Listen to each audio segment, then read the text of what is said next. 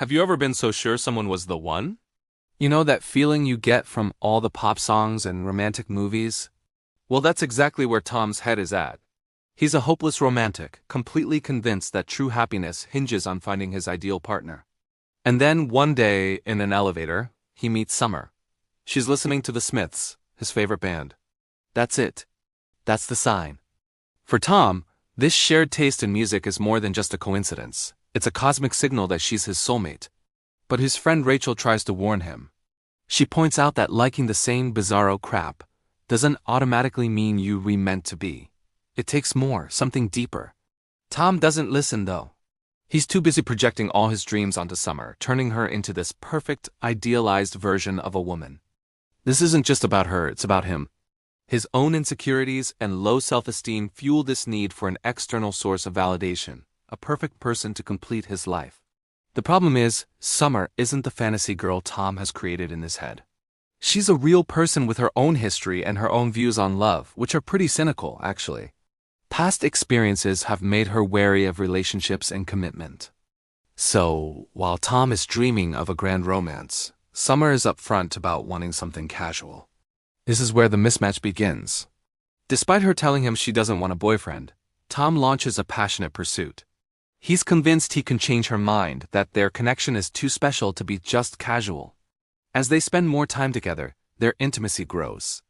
Summer opens up and shares parts of herself, which only reinforces Tom's belief that they're destined for each other. He sees their bond as something deep and meaningful, proof that she's falling for him. But for Summer, this closeness doesn't change her fundamental desire to keep things undefined. She enjoys his company, but she hasn't changed her mind about wanting a serious relationship. Tom's persistent pursuit starts to feel less like romantic determination and more like a refusal to listen.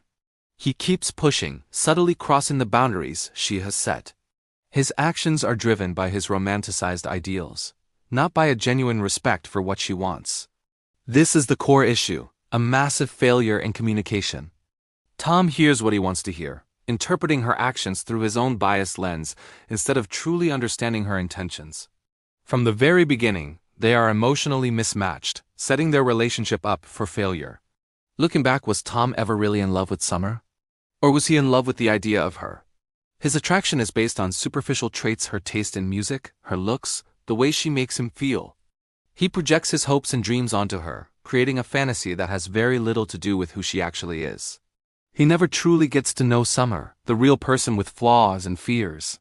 He's so fixated on this idealized version that he completely misses the woman standing right in front of him. This fixation on a fantasy instead of a real connection is a recipe for disaster.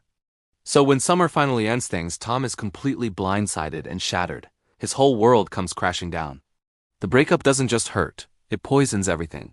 His work suffers, and he starts replaying their time together, turning sweet memories into painful evidence of her supposed betrayal. He goes on a blind date and spends the entire time venting about Summer, stuck in a cycle of bitterness and resentment. This is a common trap, isn't it? We expect our kindness, our affection, our love to be returned in the exact way we want it. When it's not, we feel cheated. Tom felt he put in the effort, he was the nice guy, so he deserved Summer's love in return. But love isn't a transaction. When you build a relationship on expectations and fantasies instead of real, honest connection, disappointment is inevitable. Summer was honest from the start. She told him she wasn't looking for a boyfriend. But Tom chose to believe in his version of their story, a version where his love would eventually win her over. It's this disconnect that leads to his professional crisis too. He works at a greeting card company, writing sentimental fluff that sells people the same romantic cliches that trapped him. One day, he just snaps. He quits his job, fed up with the superficiality of an industry that profits from the very romantic illusions that broke his heart. This heartbreak, as painful as it is, becomes the catalyst for real change. It forces Tom to dismantle his old beliefs about love and destiny. He starts to question everything he thought he knew, leading to incredible personal growth. He finally begins to understand that love isn't about finding a perfect person to complete you. Meanwhile, Summer also evolves. She meets someone else and gets engaged. Tom is baffled. How could she commit to someone else when she wouldn't commit to him? During a final poignant meeting, she explains it. With her fiancé, it was different, she just knew. She felt a certainty with him that she never felt with Tom. It wasn't that she was incapable of commitment. It was that she wasn't ready for it with him. Her past defenses against love finally fell away when she found a connection that felt genuinely secure and right for her.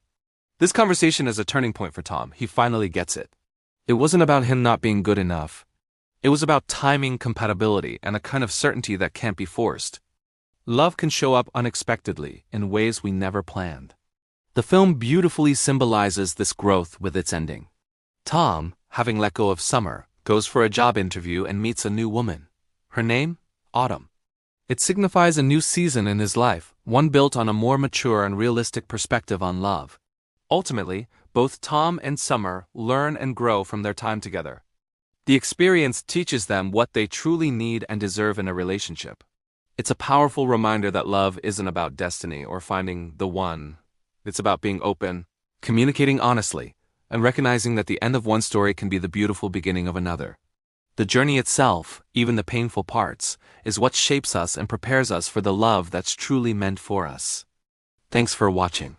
If this story resonated with you, don't forget to like, share, and subscribe for more content that explores the complexities of life and love. See you next time.